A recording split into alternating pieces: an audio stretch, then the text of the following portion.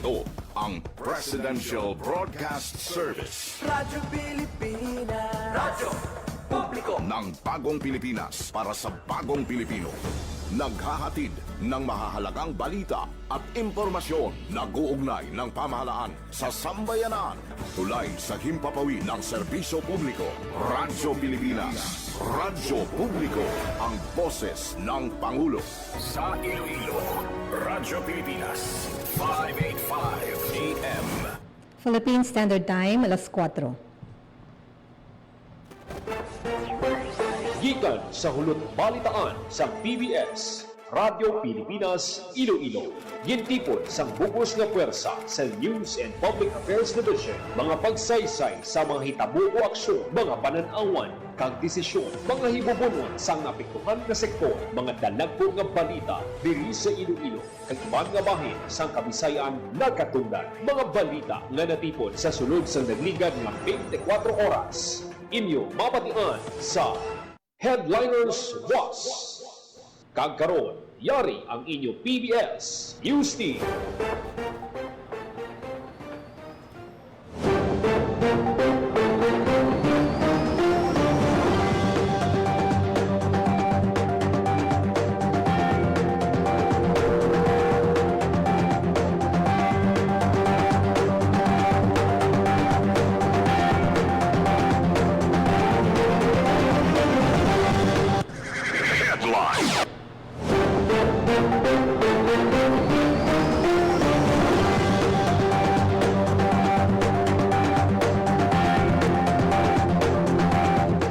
Maayong hapon.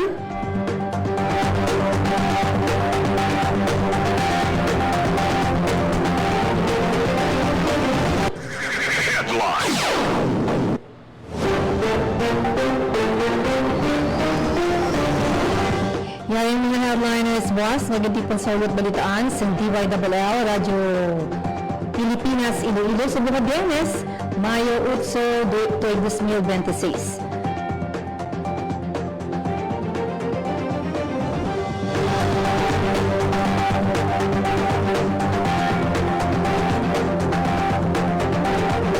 Ako si Bing Pabiana, kagyari ang mga headline.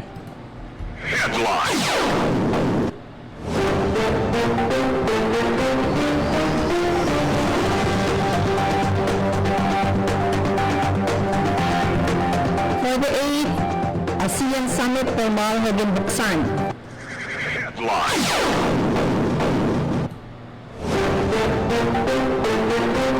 ASEAN nag-isa sa tungasang tensyon sa Middle East, ekonomiya kag supply sa pagkaon prioridad.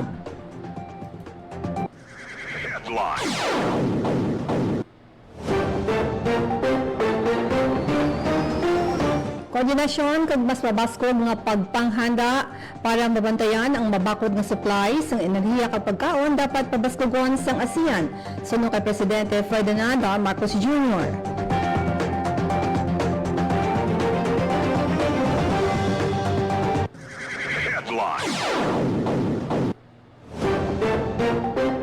Department of Energy ang pagkilala sang ADB o Asian Development Bank na nagapamatuod sa malig-on nga sabat sang Pilipinas sa global oil market disruptions.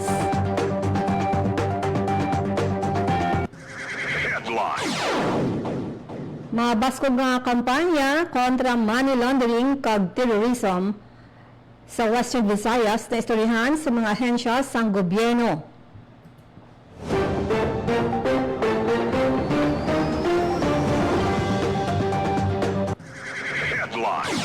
Department of Science and Technology nagdala sang high-tech na sistema sa pagpatambok sang alimango sa lapas Fisher Folk. Banwa sang tubugan himuon agritourism hub sang probinsya sa Iloilo. Police Regional Office 6 Negros Island Region may bago na ang regional director.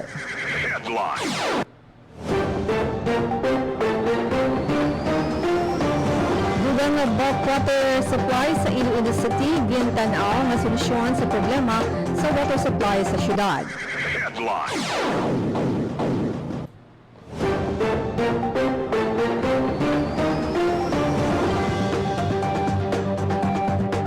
Bukan ka noon, nagbuga naman sang abo. Headline.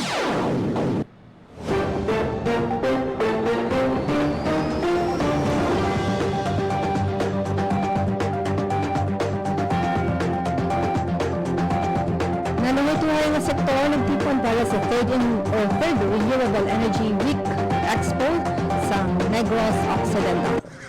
Headline.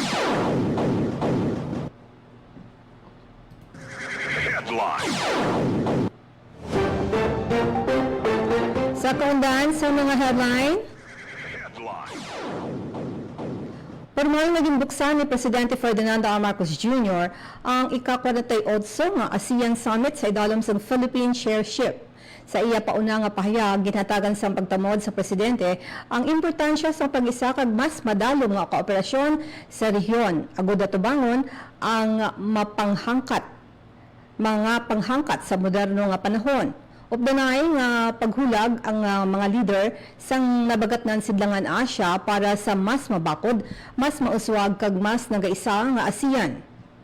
Samtang ang klarado, pagka-desidido kag pag-isa sa paghulag baghatag sigahom sa asosasyon sa mga pungsod sa bagatnan sidlangan Asya kag sa 11 kakatapo nga estado sini nga malampuwasan ang pagpanghangkat nga ila ginaatubang kag karon bilang mabakod nga rehiyon Asya. Ang pagsinapol sa mga tenester sa Cebu sang nagligad nga Webes antes ang ika-48 nga ASEAN Summit nga nagatipon sang ilang mga katupad sa rehiyon padulong sa mas mabaskog nga kooperasyon kag mas epektibo nga koordinasyon hindi lamang sa paghatag sa mga programa kundi sa pagsabat sa epekto sa mga pag-uswag sa iban nga bahin sang kalibutan.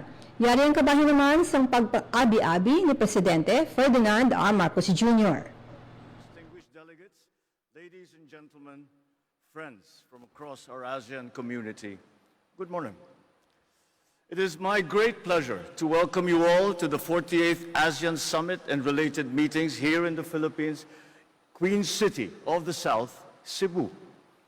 At the outset, allow me to convey my sincere appreciation for your presence at this important gathering.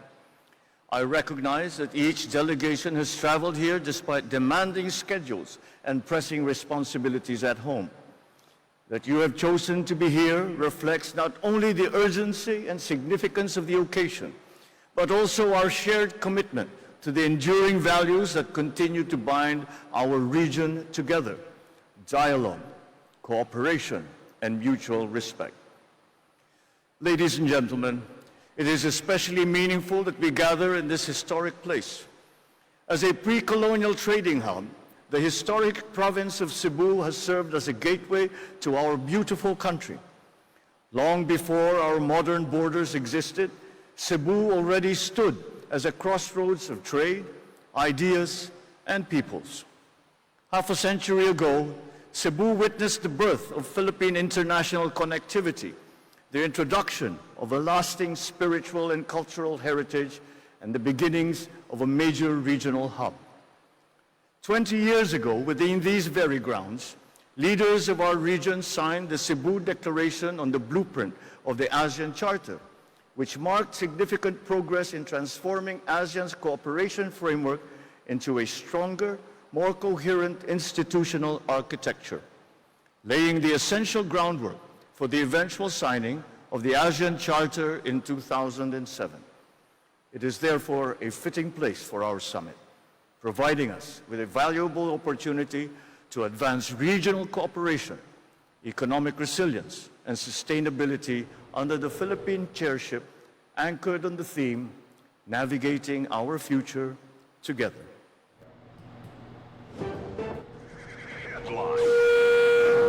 Nagpulong ang mga foreign kag economic ministers sang Association of Southeast Asian Nations para pabakuron ang pag-isa sang rehiyon batok sa nagalala nga epekto sang inaway sa Middle East. Sa tunga sang nagapadayon nga 48th ASEAN Summit sa Cebu, ginhatagan pagtamod sa mga opisyal nga ang geopolitical tensions hindi na isa lamang ka issue sa politika kundi sa direkta nga pamahog sa seguridad sa pagkaon, supply sang enerhiya kag negosyo sa bugos ng Southeast Asia.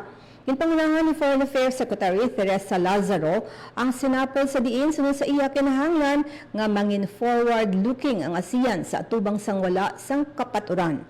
Ginsiling niya nga ang epekto sining malawig nga idaway nagapaburon sa mga linya sa tunga sang politika kag ekonomiya. Sunod sa Tiglikom, mabatyagan na ang epekto sang krisis sa mga masunod nga sektor. Enerhiya, mga paghulag sa presyo sang gatong sa pangkalibutan nga merkado, ikaduha, seguridad sa pagkaon, mga atraso sa pag-import sa mga nagapanguna nga mga balaklon. Kaayuhan sa mga pumuluyo, kaluwasan sa pumuluyo, sang ASEAN nga nagatrabaho sa Middle East. Nagpaanda man si Trade Secretary Cristina Roque, co-chair sang pulog, nga ang krisis nga anay makabig nga malayo karon direkta nga nagaupang sa operasyon sa mga negosyo sa rehiyon. Gintunog man niya nga dapat amligan ang mga micro, small and medium enterprises nga amo ang pinaka-vulnerable sa mga pagbago sa supply chain. Tuyo sang ASEAN nga makatukod sa mga mekanismo para mapatod nga mapadayon nga mapag-o ng presyo sang balaklon sa pihak sang inaway sa iban nga pusod.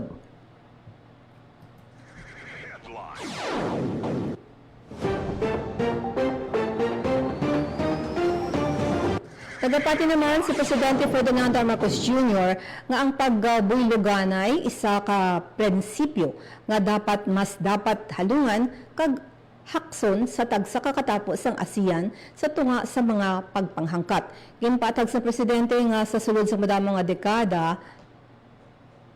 na pamatudaan sa rehiyon nga ang mabudlay nga panahon hindi kabangdanan sa pagbulaganay o kung paglinapta. Yari ang dugang nga pahayag ni Presidente Ferdinand R. Marcos Jr. But now, more than ever, it is a principle that we must continue to share, an idea we must continue to embrace. If there is one lesson ASEAN has learned over the decades, it is that difficult times do not divide us. For ASEAN, challenges present us with opportunities that have further strengthened our resolve to work more closely, to listen more carefully, and to act more purposefully. But now, more than ever, it is a principle that we must continue to share, an idea we must continue to embrace. If there is one lesson ASEAN has learned over the decades, it is that difficult times do not divide us.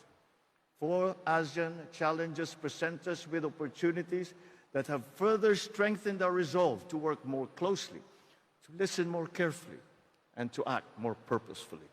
But now, more than ever,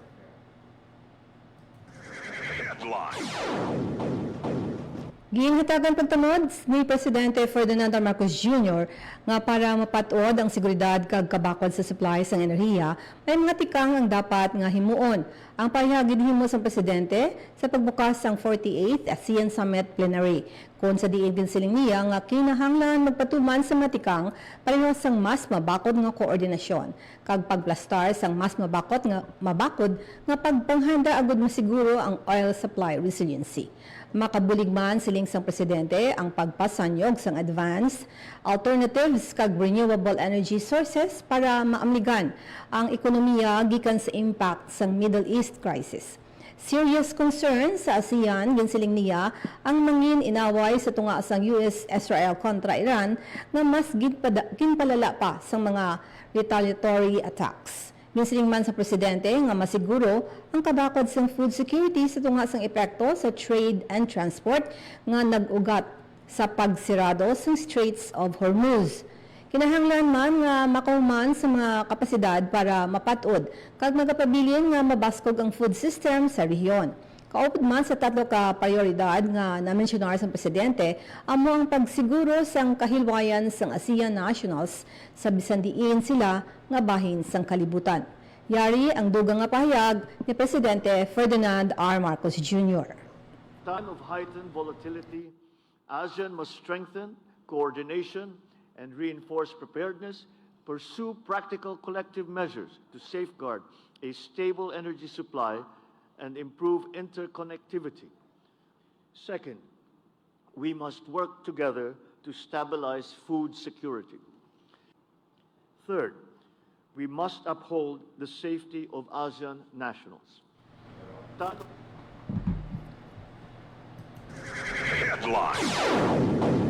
Ginabiabi sa Department of Energy ang assessment ng ASEAN Development Bank nga nagkilala sa Pilipinas bilang isa sa nagapangunang nga energy responder sa rehiyon sang Asia Pacific kasunod sang komprehensibo nga sabat sang gobyerno sa polisiya sa pangkalibutanon nga merkado sang langis nga na eksperyensyahan gikan sa mga nakatabo nga tensyon sa Middle East.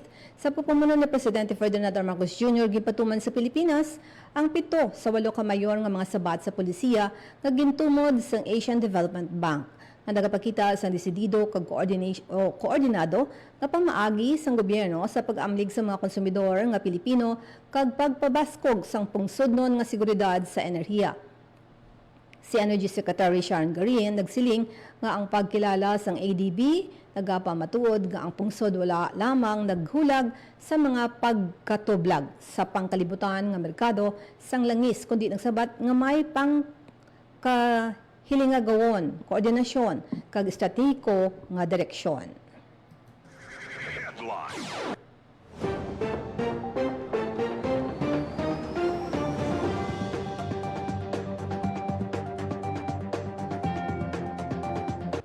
Nagpatigayon sang diskusyon ang mga law enforcement agencies kag mga ahensya sang gobyerno agad pabaskugon pa ang kampanya kontra money laundering kag terorismo o terrorism financing sa Courtyard by Marriott Hotel, Iloilo Business Park, Mandurriao, diri sa syudad sang Iloilo. Mga tiglawas salin sa mga Department of Justice, Anti-Money Laundering Council, National Task Force to End Local Communist Armed Conflict, Police Regional Office, Negros Island Region, Police Regional Office 6 kag Armed Forces of the Philippines ang nagsapolagod pabaskugon pa ang interagency cooperation sa pagpapas sa nanginabitan nga mga problema kalakip ang problema sa insureksyon.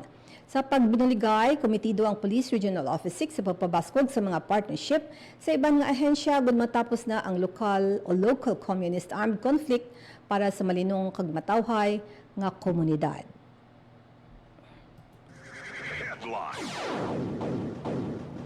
Mas moderno kag mas produktibo nga pamaagi sa pagpadako sang alimango ang ginkilala sang Department of Science and Technology.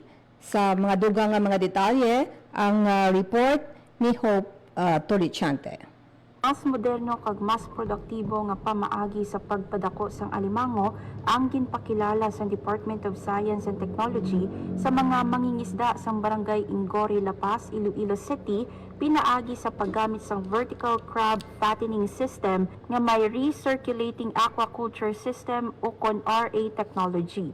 Sa pihak sang limitado nga espasyo kag pagpanghangkat sa tidal condition, ginalauman nga makabulig ang bag-o nga teknolohiya sa pagdugang sa produksyon kag kita sa mga miyembro sang Ingore Baldosa Fisherfolk Association. Sunod sa DOST, pinaagi sa teknolohiya, mapauntat ang pagdepende sa seasonal availability kag tidal condition bangod posible na ang mas regular nga produksyon sang alimango.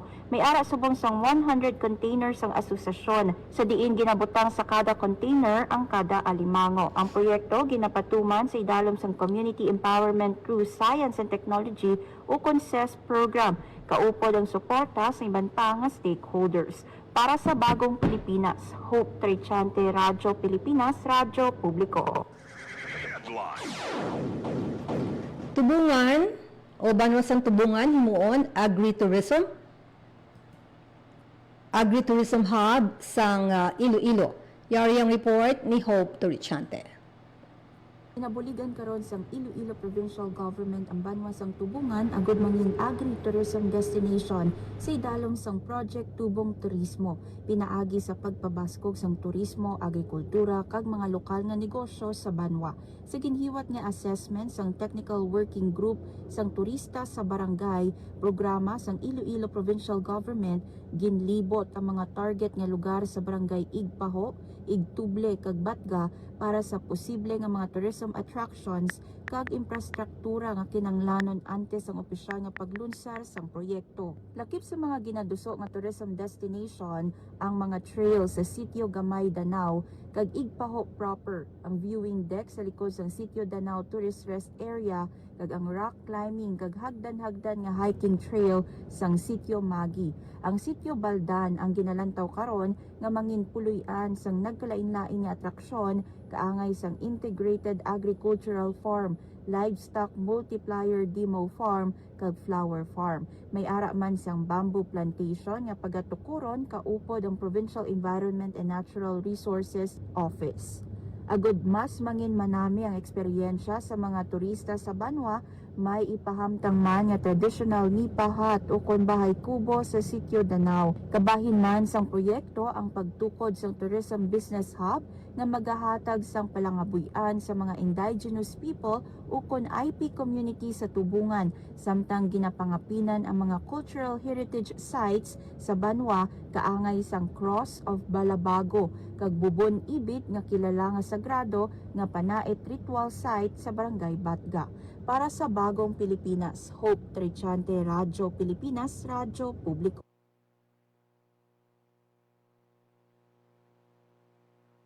Headline.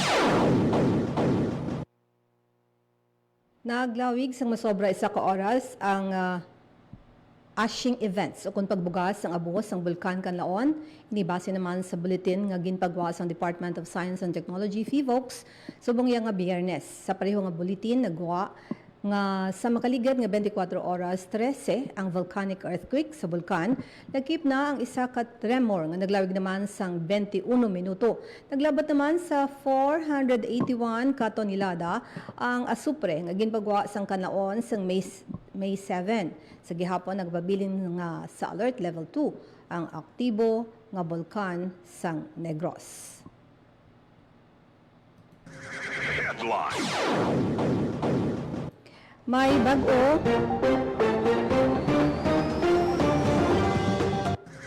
Headline. May bagong regional director ang Police Regional Office 6 Negros Island Region. Inibase sa ginpagwa nga mando halin sa Campo Crame.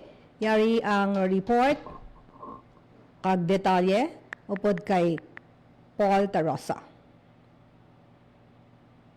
May bago na nga Regional Director ang Police Regional Office Negros Island Region base sa ginpagwa nga mando halin sa Camp Crame. Pagapungko bilang bagong opisyal si Police Brigadier General Romano Cardinio kag iya pagatalusan si Brigadier General Thomas Ibay nga ma-assign naman sa Directorate for Education and Training. Antes ang i-assignment sa Police Regional Office Negros Island Region, si Cardinio ang Chief sa Intelligence Division sa Police Regional Office National Capital Region. Ang mando for reassignment epektibo Biyernes, Mayo 8, 2026. Para sa Bagong Pilipinas, Paul Tarosa, Radyo Pilipinas, Radyo Publiko, Iloilo. Headline. Dugang bulk water supply sa Iloilo City gintan-aw nga solusyon sa problema sa water supply. Yari naman ang dugang nga detalye sa report ni Emerose Santiagudo.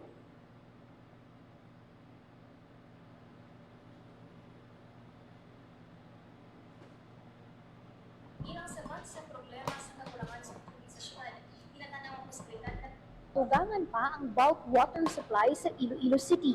Iniyan din pala ni Dr. Carlos Primo David, head sa Department of Environment and Natural Resources o kung DNR Water Resources Management Office sa iyang pag-participol kay Mayor Raisa Trenya sang Webes. Sunod sa opisyal, kinahanglan nga mahatagan sang solusyon sa labing madaling nga panahon ang ginakulang nga water supply sa syudad. Ginsaling niyang ginakabi ng syudad nga model city. Gani bilang isa ka model city, wala ini dapat sang problema sa tubig. Dugang niya, bangod padayon ang development sa syudad, sunod-sunod man ang konstruksyon sang mga dalagko nga buildings, rason nga nagasaka man ang demand sang tubig sa syudad. Samtang lakip sa ilang nga gindiskusyonan ang posibilidad nga magdugang sang bulk water supply sa masulod na tuig. Sa karon napayag niya nga may 6 ka aplikasyon sang bulk water supply sa Iloilo City. Ag isa-isa niya ini nga ginausisa kung sino sa anom ang makahatag sang pinakamadasig nga pagtukod sang bulk water supply sa syudad. Sa karon nagapabilin sa duha ang nagahatag sang bulk water supply sa Iloilo City. Ini amo ang Metro Pacific Iloilo Water kag ang South Balibago Waterworks Incorporated. Para sa Bagong Pilipinas, Emerald Sanchibudo, Radyo Pilipinas, sa Radyo Publiko. Yari ang dugang pahayag sang MPIW. To meet with Mayor Raisa because it's now today, now or never that we have to solve the problems of Iloilo in terms of water. We are a growing city. We look up to Iloilo as a model city, but a model city cannot have water problems, much like any other utilities like power, internet, and transportation. I sat down with Mayor Raisa and we have now a plan for bulk supply of water to Iloilo, not in 2028 or 2029, but hopefully by next year. Sales, I cannot disclose yet, but it will be coming from various sources. To meet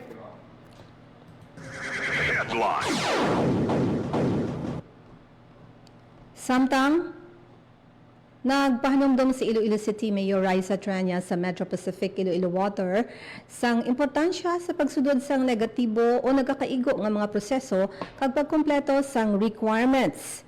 Yari ang mga dugang nga detalye sang mga balita.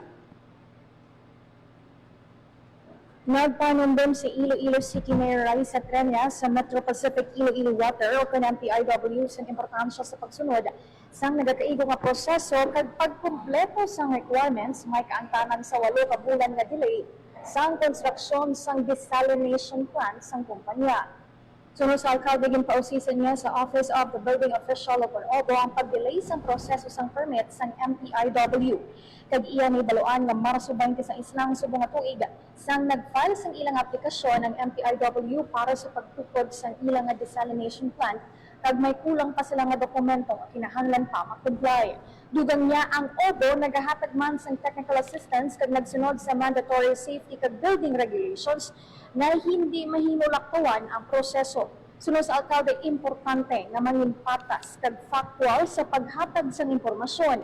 May direkta man na koneksyon ng MPIW sa iya, kani pwede gid nila makahibalo sa alkalde ang ilang concerns. Sunod sa alkalde, handom gid niya na madayon ang proyekto bangod ginatabig niya nga long-term solution ini sa water supply sa syudad. Apang dapat man nga magsunod sa nagakaigo nga proseso sa pagpasa sa requirements.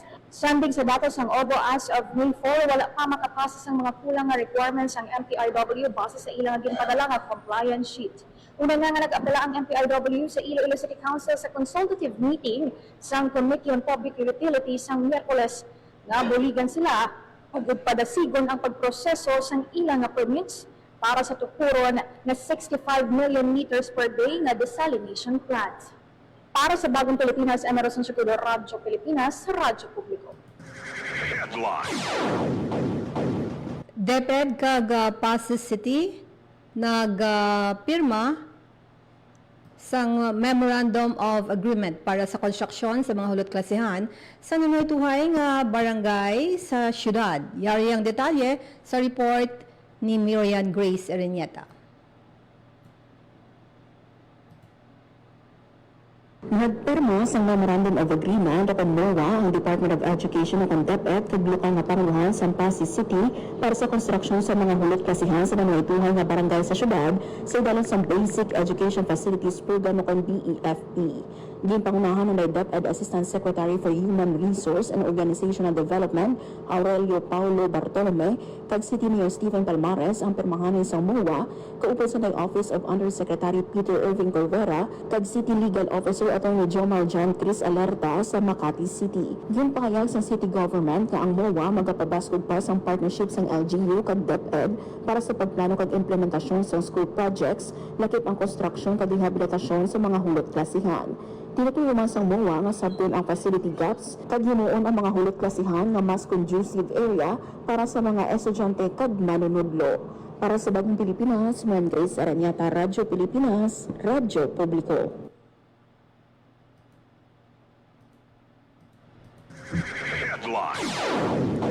Training Induction Program para sa Early Childhood Care and Development NC3 ginunsar sang New Lucena Polytechnic College. Yari ang report kag detalye sang sining balita upod kay Miriam Grace Erenieta. Ginawa siyang New Lucena Polytechnic College o kon LMPC ang Training Induction Program for Early Childhood Care and Development o kon ECCD Services NC3 nga nagatuloy nga pabaskugunang ikasarang sa Child Development Workers o kon CWS sa nanuhay-tuhay nga lokal nga pangunahan sa probinsya sang Iloilo. Nag-umpisa ang una nga batch ng trainees sang Mayo 6, samtang sa Mayo 11 naman nakatala na ang ikaduhang nga batch. Pinaagi sa programa, mas madugangan pa ang ihibalo kag practical skills sa mga partisipante sa Early Childhood Care and Development. Para sa Bagong Pilipinas, Miriam Grace Aranyata, Radyo Pilipinas, Radyo Publiko. Masobra naman 230 ka soil samples sa Banate. Libre nga gin-analyze ng Department of Agriculture Western Visayas Mobile Soils Laboratory. Yaring report kag detalye upod kay JP Hervas. Nagdangat sa masobra 230 ka soil samples sa Banate, Iloilo ang napaidalom sa soil analysis sa Department of Agriculture Western Visayas o kung DAWV. Ini kasunod sa pagbisita sa Mobile Soil Laboratory sa ahensya subong nga semana. Magluwas sa source analysis, naghiwat man ang DAWV sa technical briefing sa mga mangunguna agud mapasangkad pa ang ilaihibalo sa husto nga pagdumala sang duta. Ginpatpat man sa ahensya mapamaagi agud mapaayo pa sa mga mangunguna ang kondisyon sang duta kag mapataas ang produksyon sang ila mga pananom. Para sa Bagong Pilipinas, JB Hervas, Radyo Pilipinas, Radyo Publiko.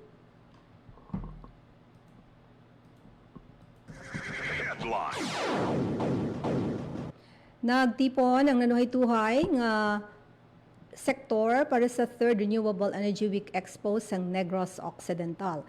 Ang aktibidad ng tabungan sa mga tiglawas sang national government agencies, energy experts, private sectors, kag iban pa. Yari ang dugang nga detalye. Nagtipon ang nanuhay-tuhay nga sektor para sa 3rd Renewable Energy Week Expo sa Negros Occidental. Ang aktibidad gintabungan sa mga tiglawas ng national government agencies, local government units, energy experts, private sector, renewable energy advocates kag banpang stakeholders. Katuyuan sini nga maruso ang energy security, efficiency kag ang pag-adapt sang renewable energy solution sa Negros Occidental. Pinaagi sa pagpabaskog sa mga lokal nga panguluhan kag pagsuporta sa mga pulisa angot sa renewable energy. Bilang kabahid sa mga aktibidad, may ginpreparar nga exhibit nga nagapasundayag sa mga renewable energy technologies, energy efficiency solution, financing mechanism kag support program. May araw man sa policy kag technical forum, LGU kag community learning session, business kag partnership matching activities kag public education initiatives. Ang expo na bukas ng Mayo 7 kag magalawig tubtob Mayo 9. Para sa Bagong Pilipinas, JP Hervas, Radyo Pilipinas, Radyo Publiko.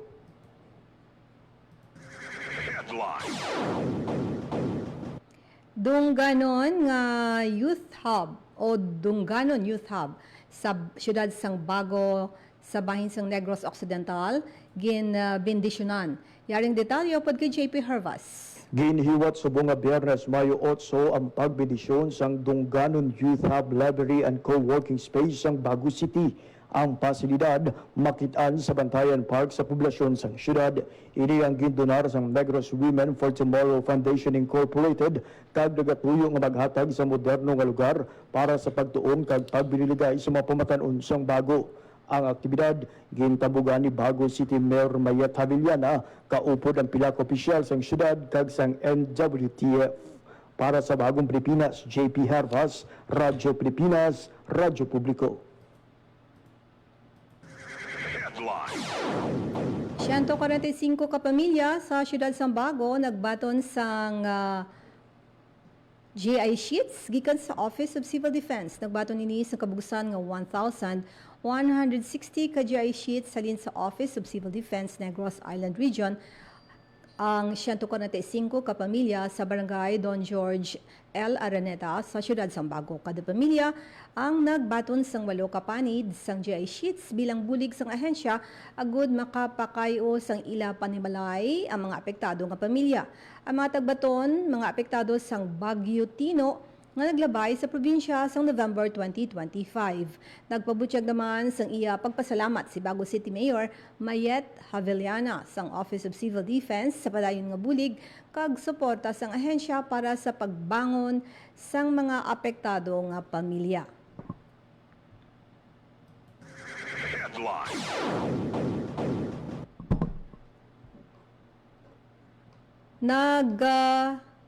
O kon arestado ang 3 ka drug suspect sa ginpatigayon nga buy-bust operation sa Zone 1, Barangay Baldoza, La Paz, Iloilo City. Ang mga suspect o suspetsado ginkilala nga Sanday alias Dar, 44 anyos, kag main target sa operasyon alias Nimrod, 41 anyos, kag alias Ken, 32 anyos, kag Lunsay residente sang La Paz, Iloilo City. 60 gramos sang ginasuspetsahan Shabu ang nagabalor sang 408,000 pesos ang nakuha sa mga suspetsado. Nagagwa sa investigasyon nga mag-utod si Dar kag Nimrod kag si Ken amo ang buyer sang droga. Natukiban man nga si Ken may ongoing drug-related case nga nakampiyansa lang. Ang mga dadakpan nag-operate sang illegal nga droga sa among nga distrito kag ini ang gintutukan sang kapulisan tubtob madakpan ang mga durugista.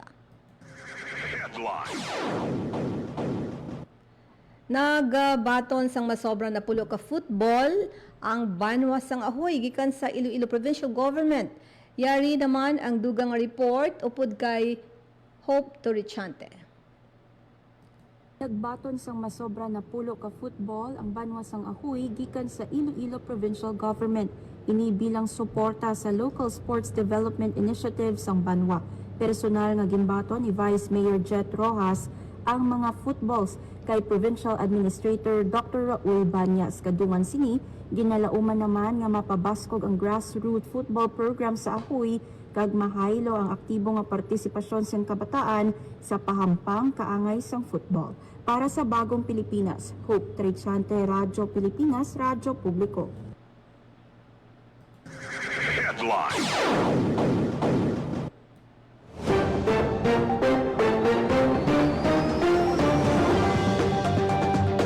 Radyo Pilipinas.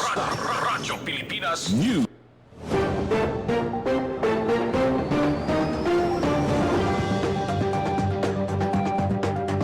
Amayad daw mga headliners boss gikan sa DYLL Radyo Pilipinas, Iloilo.